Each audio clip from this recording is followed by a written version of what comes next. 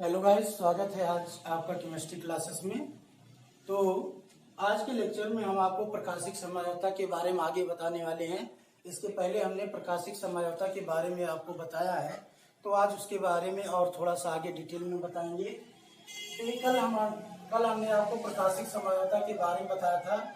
आज ये बताएंगे कि जो प्रकाशिक समझौते होते हैं, प्रकाशिक समायवी, जो प्रकाशिक समायवी होते हैं, ये एक दूसरे के ऐसे दर्पण प्रतिबिंब होते हैं जो कभी भी एक दूसरे पर अध्यारोपित नहीं होते हैं। जो ऑप्टिकल आइसोमर होते हैं, ऑप्टिकल आइसोमर प्रकाशिक समायवी, ये एक दूसरे के ऐसे दर्पण प्रतिबिंब होते हैं जो कभी भी एक दूसरे पर अध्यारोपित नहीं होते। जैसे हाथ, कल हमने आपको बताया था कि ये एक दूसरे के मिरर इमेज होते हैं। जो प्रकाशिक समायवी होते हैं, ऑप्टिकल आइसोमर होते हैं, ये एक दूसरे के दर्पण प्रतिबिंब होते हैं, मिरर इमेज होते हैं, लेकिन एक दूसरे पर अध्यारोपित नहीं होते हैं। तो अब इसका हमने आपको लैक्टिक अम्ल का उदाहरण भी बताया था।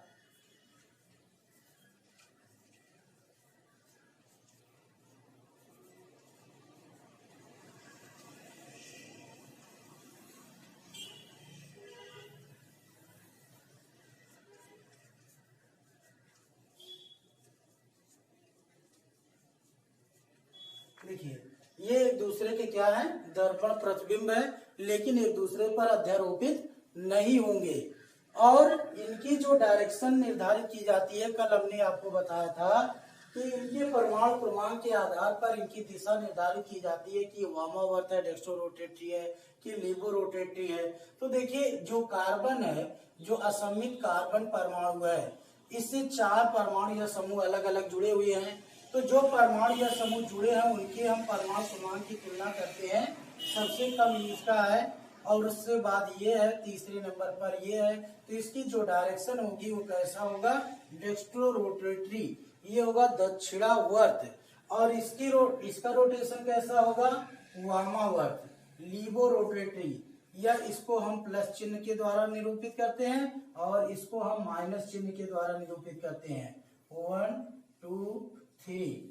तो देखिए, ये जो मिश्रण होता है वो डी और एल रूप का मिश्रण होता है। ये विन्यासी होते हैं, प्रतिबिंब होते हैं, दर्पण प्रतिबिंब। ये एक दूसरे के कैसे इमेज है, मिरर इमेज है, दर्पण प्रतिबिंब है। 50% डी रूप और 50% एल रूप। अगर ऐसी कंडीशन हो जाए तो आगे चल के एक नया नाम इसको दिया जाता है, रेशमिक मिश्रण।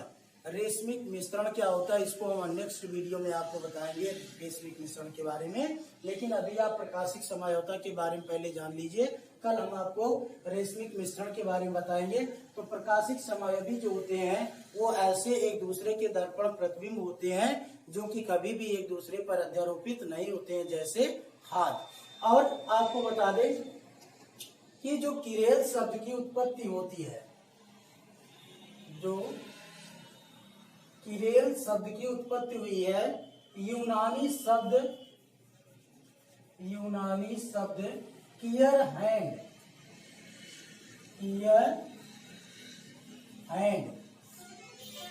किरेल शब्द की उत्पत्ति यूनानी शब्द से हुई है।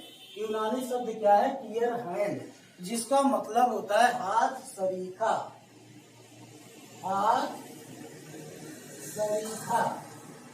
या हाथ जैसा। किरेल शब्द की उत्पत्ति कैसे हुई है, यूनानी शब्द कियर हैंड से हुई है, जिसका मतलब होता है हाथ सरीखा या हाथ जैसा। तो यहाँ पर देखिए कि ये क्या है, मिरर इमेज है। अगर आपका हाथ देखा जाए तो कभी भी ये हाथ एक दूसरे पर अध्यारोपित नहीं हो सकते, इसीलिए इसका उदाहरण लिया गया है किरेल का। तो ये देखिए डी रूप है और ये एल रूप है। इसका रोटेशन हमने आपको बता दिया कि कैसे चेक करते हैं कि डेक्स्ट्रोरोटेटरी है और कैसे चेक करते हैं लिबोरोटेटरी है। तो कुल मिला के अब आपको प्रकाशिक समायवी की परिभाषा हम आपको बता दें कि प्रकाशिक समायवी जो होते हैं वो उनका भौतिक गुण और रासायनिक गुण समान होता है। ऐसे कार्बनिक यौगिक जिनके भौतिक एवं रासायनिक गुण समान होते हैं लेकिन समतल ध्रुवित प्रकाश के प्रति व्यवहार उनका अलग अलग होता है।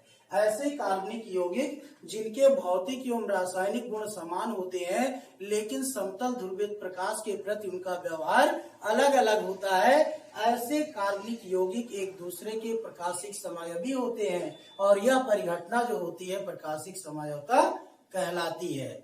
यह घटना जो है प्रकाशिक समायोता कहलाती है।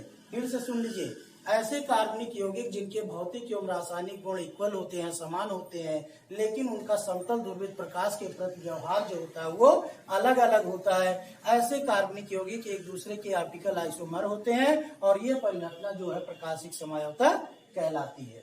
ठीक है, अब इस लेक्चर में इतना ही। नेक्स्ट लेक्चर में हम आपको रेशमिक मिश्रण, ठीक है, रेशमिक मिक्सचर के बारे में बताएंगे कि वास्तव में रेशमिक मिश्रण क्या है।